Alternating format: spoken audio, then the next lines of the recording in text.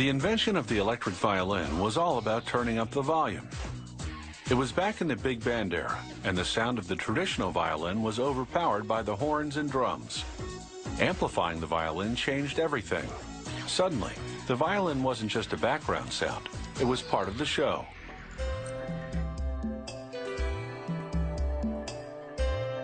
The wired violin comes in different shapes because it doesn't rely on the body to resonate sound. This craftsman builds his electric violins one piece at a time, starting with the neck. He traces the shape onto a piece of maple. Then he outlines the top plate. He uses walnut for the lower bout or bottom part, as well as for the backbone of the violin. Next, he cuts out the shapes using a bandsaw. His goal here is to be very precise, because the closer he gets to the outline, the less sanding he'll have to do later.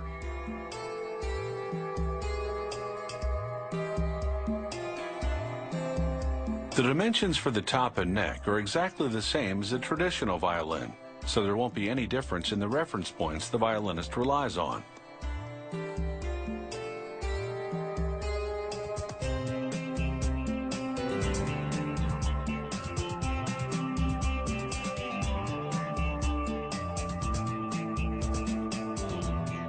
The lower bout is very stylized, and the head is more streamlined than a traditional violin.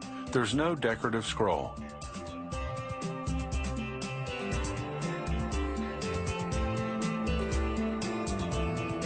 Next, he chisels out a cavity in the head of the violin to create the peg box.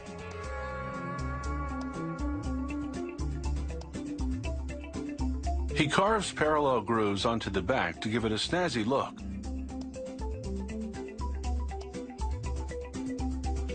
Using a rasp, he shaves the wood to the correct thickness.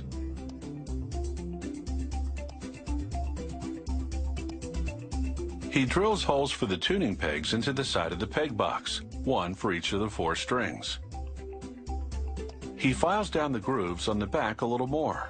Then he scrapes the rest of the neck to give it a final finish. Using a reamer, he tapers the peg holes. The ebony pegs have matching tapers so they fit snugly into the holes. He checks to make sure everything measures up. Now he brushes wood glue onto the next section and presses the ebony fingerboard onto it. He wraps them with surgical tubing to hold them together while the glue dries. He drills 2 assembly holes in the top piece and makes corresponding holes in the other parts.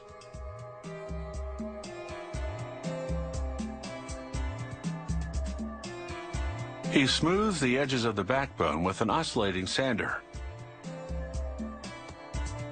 Then, using a high-speed router, he bevels the lower bout piece to give it a clean edge. He rubs teal-colored stain into the wood because loud colors seem appropriate for these high-volume instruments. A crystal has been glued into the violin's wooden bridge to generate electricity from the string's vibrations and create sound. He pulls the wire from the bridge through the backbone and then mounts the bout to the backbone. He bolts an ebony chin rest on top. Next, he attaches the neck to the rest of the assembly. He loops on the ebony tailpiece. He pulls a string from the tailpiece to a peg. The act of tightening the first string raises the bridge, which will be held in place only by tension.